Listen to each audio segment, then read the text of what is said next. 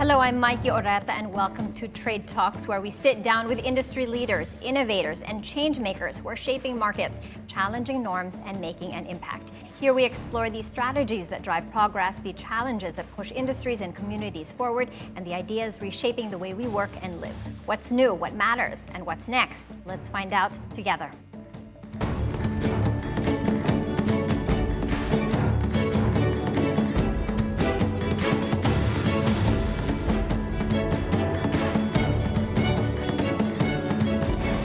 The Bangko Sentral ng Pilipinas is poised to begin a rate easing cycle in 2025, but with inflation risks still lingering and global uncertainties looming, how fast and how far should the BSP go?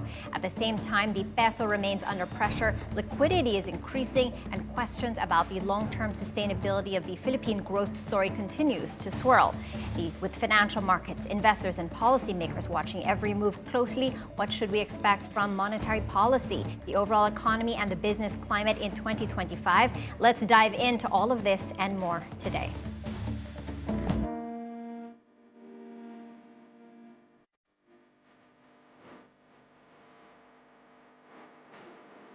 To help us make sense of it all, we are joined by someone who knows central banking inside and out, Diwa Guinigundo, former BSP Deputy Governor and now Philippine Country Analyst at GlobalSource Partners. With over 40 years of experience in monetary policy, financial stability, and economic research, Diwa served as the BSP's Deputy Governor for monetary stability from 2005 to 2019. Now, welcome to Trade Talks, sir. Hi, thank you very much, Maiki. Good to be here. It's always a pleasure. It's good to have you. I was a reporter in my 20s at the BSP back when you had your tenure, and it's very nice to see you this time around. Okay, so moving on, I was at a Goldman Sachs event last night, and they described the Philippines as a beacon of stability in Southeast Asia, because over the past 15 years, save for the pandemic, when every economy took a hit, our GDP has remained relatively stable. Now, what does this say about our macroeconomic fundamentals? Well, actually, Vietnam suffered the least during the health pandemic of 2020. Anyway, the Philippines managed to recover relatively well when all variants of the physical lockdowns were gradually eased and finally lifted. From 2021 through 2024, Mikey, the economy expanded at an average of 6.1%. This means our economic fundamentals have been basically intact and continue to be resilient. However, the challenge, because of the economic scarring of COVID-19, is to grow beyond the target of 6 to 7%, perhaps to 8 to 9%, precisely because we have a lot of catching up to do with poverty, income inequality, and the sad state of our infrastructure, health and education. Underemployment remains high. We need to ensure that the quality of growth is high through innovation and increased productivity. That's the challenge. Yeah, and there are a lot of things that stand to upend it. Speaking of growth, the Philippine economy continues to grow, 5.6% in 2024, but many Filipinos are still not feeling meaningful improvement in their lives. Wages struggle to keep up with costs, infrastructure gaps persist, and poverty is still a big challenge. From a policy perspective, sir, what needs to change so that economic growth translates to tangible benefits for the ordinary citizen? I can quickly focus on three things. One, the state of our infrastructure and connectivity. There's a lot of gaps here in transport, energy, water, and digital connectivity. Investment is still weak. So if we are able to address this issue, I think one of the most essential ingredients to economic growth and economic development can be assured. Second, what is the state of our human capital and social infrastructure? We have what we now call the poverty of learning in the Philippines. Our high school students are the least competent in science, math, and even in reading among high school students around the world. We scored one of the lowest in critical thinking. What kind of leaders and workers are we going to produce in the next 10 to 20 years? Our healthcare system is in poor shape. Again, if we're able to address this fundamental issue of human capital development, I think half of our battle is won. And finally, what is the state of food security? There are just too many structural and even bureaucratic inefficiencies in agriculture and agrarian reform, particularly in terms of land aggregation. Supply chains are weak. Modernization is slow. If this sad state of affairs should persist, we will continue to depend on more and more capital inflows rather than on economic efficiency and higher productivity. It will be difficult to sustain a higher level of economic growth, which will be more inclusive. Yeah, that's what we need, economic efficiency And of course, Mikey, we need to address the cross-cutting issue of governance and innovation. If there is no good governance, and if there is no sense of achieving higher levels of innovation, it will be difficult for us to sustain an economic growth that is more inclusive and and more accelerated over the long run. Which takes us to our war chest. The 2025 national budget stands at 6.35 trillion pesos. Congress, however, has significantly increased unprogrammed allocations, diverting funds from critical sectors like education and healthcare. What do you see as the long-term impact of these changes, the flexibility of the budget? It has a very serious implications over the long run. If Congress continues to divert funds, public money, from education and health, from critical social services, and even infrastructure, the most critical infrastructure, I don't think we will be able to sustain economic growth. Health and education are very important. That has something to do with human capital development. If we are not able to ensure that our people are healthy and well-educated and literate, I don't think we will be able to compete in the global arena, Maiki. The rechanneling of government funds to unprogrammed allocations. Well, What is unprogrammed this? allocation actually tolerates the shift of public money from what we call the conditional cash transfer to unconditional cash transfer. This is an election year, and therefore the ayuda will be critical for some of those running for public office this May of 2025. And that's bad budgeting and public policy. Okay? We need to make sure that those projects, critical projects that have been allocated previously and for which local loans coming from the capital markets here or abroad are properly budgeted as planned by the Philippine government. Yeah, I guess it brings us to the question, at what point does flexibility in budgeting risk sustainable development? Well, flexibility is a relative term, but I think the Development Budget Coordination Committee, the DBCC, which submits the budget from the executive to the legislative body of government, has already programmed allocations for energy, for water, for health, for other social services. I think Congress will need to closely adhere to those already budgeted and allocated by the executive. And public hearings are very important because through these public hearings, the government can also benefit from the inputs of those in government, those in the private sector, those in the academe, so that there is proper ventilation of issues and discussion of whatever controversies there could be in the allocation of the budget. Sir, as someone who spent years shaping economic policy, as we approach this election year, what message would you like to give to our political leaders? Well, Governance, good governance is very important because public office is a public trust. If we are not good as public stewards of public money, we have no business running or administering the affairs of government. Now, yeah, did you want to say more, Yes. sir? Okay, go ahead.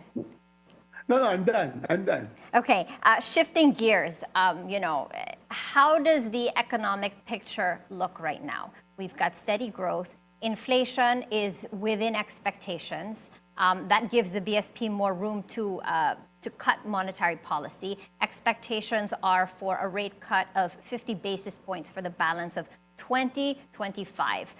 What is your take on where the BSP is headed when it comes to monetary policy this year? I think the BSP has ample space for easing for two reasons. One, the actual inflation numbers are within the target of 2 to 4% with ample allowance. Second, in terms of inflation forecasts, both baseline and risk-adjusted forecasts are also within the target of 2 to 4%, although the direction of the risk-based forecast is on the upside, okay? And third, the balance of risks. I think the balance of risks is actually tilted to the upside. And therefore, while the BSP has some room for easing, it will have to be more careful in doing so. Because out there are risks, price pressures, the impact of the policies in the United States, particularly on tariff, on taxes, and of course on limiting immigration. That could have some serious spillover effects on the global economy and even here in the Philippines, and that will have to be considered also by the BSP, especially with respect to the impact of those policies on the U.S. Fed. Remember, Maiki, that even in the past up to today, we maintain some sort of a differential between the U.S. Fed funds rate and the BSP policy rate. That's right. Because of some risk premium. Now, if we continue to reduce our policy rate precisely because we have the ample space to do it, and the U.S. Fed has some reservations about going all the way, then the differential might work against us. Okay, there could be some trigger on capital outflows, and therefore the weakness of the peso could also set in.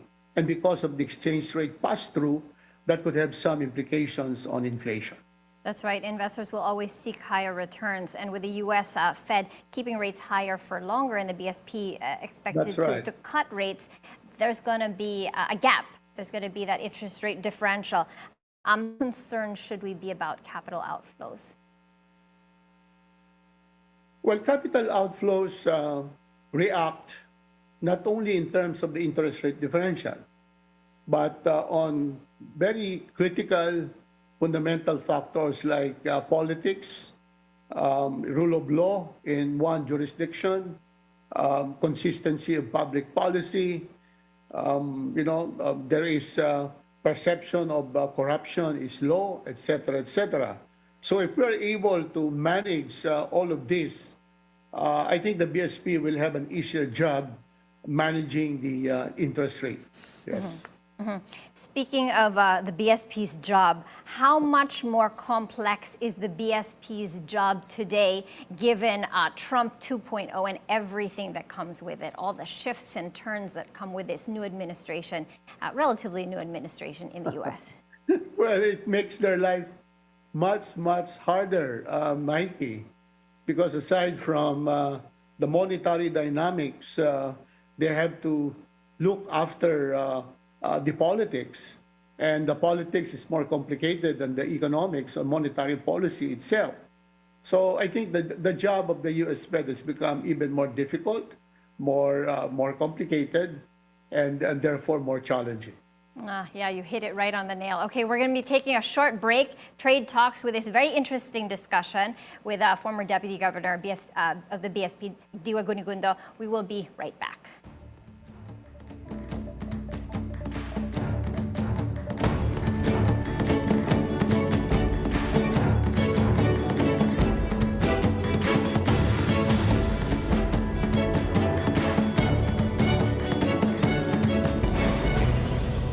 Good morning, I'm Maiki Oreta and you're watching Business 360 where we break down the numbers. This week we saw the S&P 500 make a new historic high. Connect the dots. They withdrew from the World Health Organization. And give you the developments and insights you need to navigate, adapt, and lead. Real Corporation is funding artificial intelligence and data science research at the University of the Philippines. Business 360, hosted by Maiki Oreta, Keep it here on BNC. the Bilyonaryo News Channel. Hello and welcome to Follow the Money. I'm Rain Musni. Join us as we explore the tools and insights you need to jumpstart your financial journey. We empower, This country deserves a real choice in the next election. we motivate, Do not invest money that you're not able to afford to lose. changes that are vital. We're monitoring the sale of these products online. Follow the Money with Rain Musni. Keep it here on the Bilyonaryo News Channel, always on top.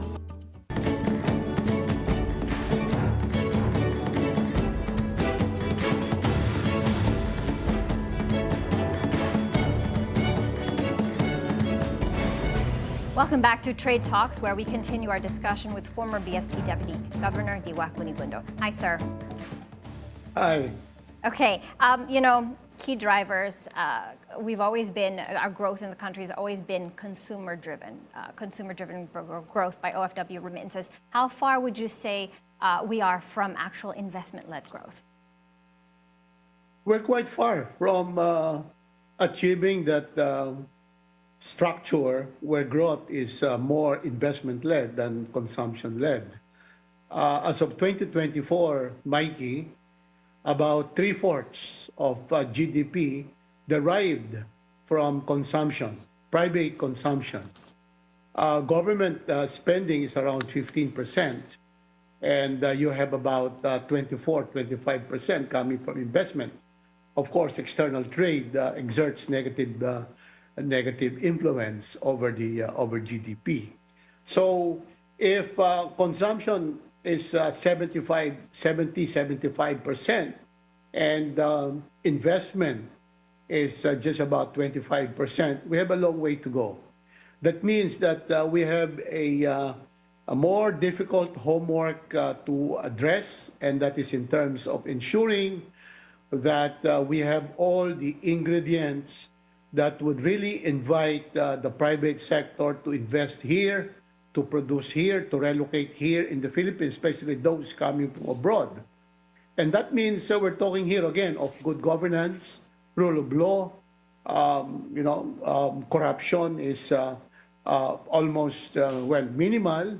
Well, that's a dream, but we can always dream. And then, of course, the issue of cost of doing business. I think we should be able to bring that down. As you know, one of the difficult constraints to economic growth is cheap and reliable source of energy, and that's a very important consideration for many investors. That's why many of them would rather locate in export processing zone rather than, let's say, in any locality, in any territory here in Luzon, Visayas, and Mindanao. So consistency in public policy to me is very fundamental if we are to transition to a more investment-led rather than consumption-led economy. Actually, that brings us back to the quality of growth.